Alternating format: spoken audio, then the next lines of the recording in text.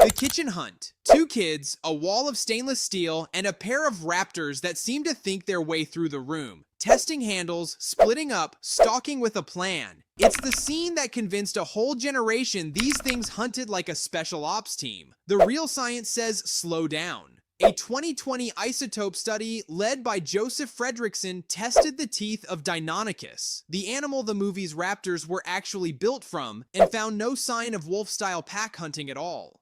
Baby teeth and adult teeth showed completely different diets. The young ate small lizards, the adults ate bigger prey, which is exactly what you'd expect if the parents never fed their young. Wolves don't do that. Crocodiles do. The whole pack hunter idea traces back to Yale's John Ostrom in the 1960s, after Deinonychus skeletons turned up clustered around a much larger plant eater. And even that evidence, Frederickson notes, was always relatively weak.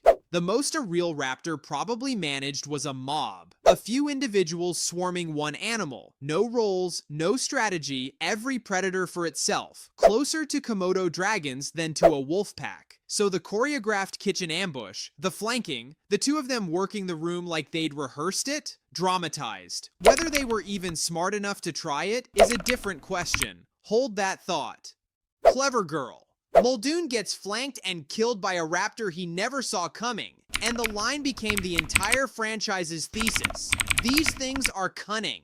Here's where the movie earns partial credit. Raptors really were among the brainiest dinosaurs that ever lived. Paleontologist James Hopson pegged dromaeosaur EQ, brain size measured against body size, at 5.8, the highest figure he ever calculated for any dinosaur, and comfortably above T-Rex. But smartest dinosaur is a low bar to clear. That brain map's closest to a modern bird, not a wolf, and definitely not a primate.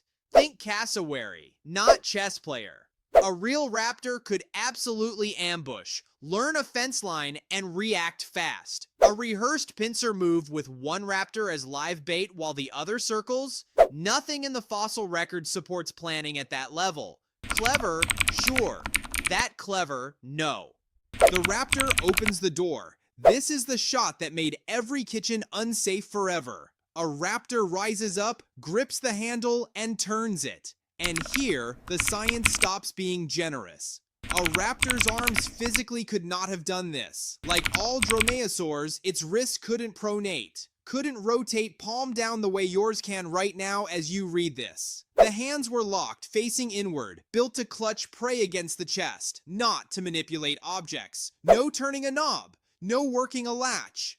The grasping motion was real. The human-style wrist rotation simply wasn't there. A real raptor at that door doesn't open it. It stands there, stuck. Which quietly breaks the whole premise the movie is built on. And it's the same reason the next scene doesn't add up either. Raptors versus T-Rex. The finale. The raptors corner the survivors, the T-Rex smashes through, and two apex predators brawl in the rotunda while a banner drifts down. Iconic. Also impossible at the scale shown. Because the movie's raptors don't exist. The real Velociraptor ran about 2 meters long, half a meter tall, and roughly 7 kilograms. Turkey-sized. Spielberg's version was secretly Deinonychus, pony-sized, then inflated further toward the horse-sized Utah raptor that was being dug up in Utah while the film was still shooting. A genuine Velociraptor standing next to a T-Rex isn't a rival, it's an appetizer. Even Deinonychus, the real stand-in, topped out around 3 meters. Dangerous to a person, no threat at all to a 9-ton adult tyrannosaur. The movie didn't scale a raptor up. It swapped in a bigger animal and kept the better-sounding name. The maintenance shed attack. Lex and Tim in the pipes, raptors hunting them through the dark. This one the film mostly gets right in spirit. Raptors had sharp senses, strong balance, and the agility to chase prey through tight, broken ground. Brain endocasts show enlarged olfactory bulbs and well-developed balance centers. A good nose and sure footing, ideal for exactly this kind of close-quarters pursuit. What the scene sells as the raptors toying with the kids, though, is us projecting a mind onto an animal that mostly ran on instinct and hunger. And here's the detail that stays hidden until later. Hidden literally because you never see it clearly. The shed keeps the raptors in silhouette the entire time.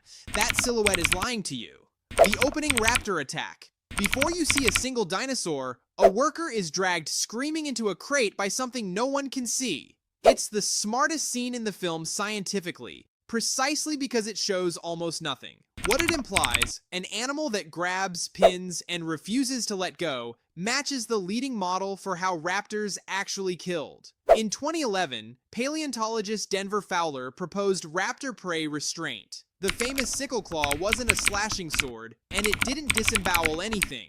It was a grappling hook. The raptor leapt on, pinned prey under its body weight, drove that claw into hold, and started feeding while the animal was still alive. Exactly like a modern hawk. No clean kill, no single killing blow. Just hold on and eat. The crate scene never shows it. That's exactly why it's the most honest moment in the movie. By the way, if you're into this kind of teardown, where the real animal turns out stranger than the monster ever was, subscribe. I post these every week, and it genuinely helps. The cafeteria shadow. The raptor's outline sweeps across the wall while the kids freeze under the table. Sleek, scaled, unmistakably reptilian. That silhouette is the lie I promised you back in the shed. In 2007, scientists found quill knobs on the forearm of a Velociraptor, the exact bony anchor points where flight feathers attach in living birds. Real raptors were feathered, not fuzz. Real feathers running down the arms and almost certainly across the body. So the sharp, bald, lizard-shaped shadow gliding across that cafeteria wall would, in reality, look far closer to a giant murderous bird. Something halfway between a wolf and a cassowary. Still terrifying, just not the shape you were handed. Every raptor silhouette in this entire franchise is missing its feathers. The cow feeding frenzy. A live cow is lowered on a harness into the raptor pen. The tall grass thrashes. Seconds later, the straps come back up shredded, and the cow is simply gone. You never see the kill. And once again, the not showing is the accurate part. This is raptor prey restraint stated in a single image. Prey bigger than the predator. Pinned and swarmed and consumed before it can break free, not through one dramatic strike, but through weight, claws, and speed. If real raptors ever mobbed, this is what it looked like. Chaotic, fast, and finished in seconds. The movie hides the frenzy behind that grass because a real raptor kill isn't a clean, noble predator moment. It's an animal being eaten while it's still breathing. And that's the one thing Jurassic Park got exactly unbearably right, by refusing to let you look at it. So the raptors on screen were never really Velociraptors. Wrong size, wrong shape, wrong hands, and far too clever for their own biology. But peel the fiction off and the animal underneath, feathered, bird-brained, and lethal enough to start eating you before you'd finished falling, turns out to be the more unsettling version of the two. The monster was the downgrade. If the real science behind these scenes landed harder than the movie did, subscribe so you don't miss the next breakdown. Thanks for watching.